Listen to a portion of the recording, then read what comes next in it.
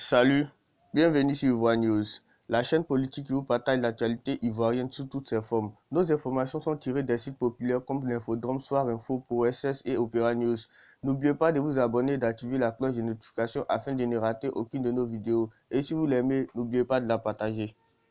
Merci de nous prendre en marche. Côte d'Ivoire, urgent alerte à la bombe à l'aéroport d'Abidjan, ce qui a tout déclenché. L'aéroport Félix Houphouët-Boigny était en train d'être évacué au moment où nous écrivons ces lignes. Selon nos informations, il s'agirait d'une probable alerte à la bombe. Il y a eu un bras de combat à l'aéroport Félix Houphouët-Boigny d'Abidjan. Tout était à l'arrêt. D'après nos informations, le rôle d'enregistrement avait été subitement mis en arrêt par avis sécu, la société chargée de la sécurité aéroportuaire. Les protocoles de sécurité concernant les alertes à la bombe ont été immédiatement déclenchés. L'enregistrement a été stoppé.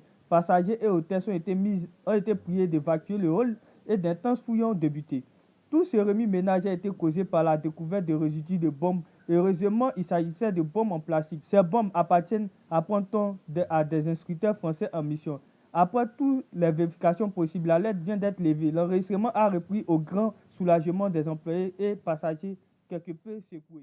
Dans la suite de nos journaux, Odette Lorouillon, Bédié envoie Guy Karoué m'affronter, mais Gbagbo m'envoie pour ce combat à Gagnoa. Dans le cadre des élections législatives prochaines prévues pour le mois de mars 2021, le FPI Pro Gbagbo et le Parti démocrate de Côte d'Ivoire PDCI-RDA du président Henri Konan Bédié ont décidé de faire chemin ensemble pour une victoire écrasante de la plateforme de l'opposition ivoirienne et la société civile à l'issue du scrutin du 6 mars prochain. Ainsi, si le consensus a été prouvé entre ces deux grands partis politiques de l'opposition ivoirienne pour le choix de potentiels candidats uniques, cependant, plusieurs points de divergence ont été signalés entre le FPI Pro-Gbagbo et le PDCI-RDA dans certaines localités, notamment à Gagnoa chez le président Laurent Gbagbo. À cet effet, le PDCI-RDA a choisi le secrétaire exécutif Maurice Kakou Guy Karoué comme candidat de l'opposition, mais Marie-Odette Lorouillon a déclaré sa candidature sous la bannière du FPI Pro-Gbagbo.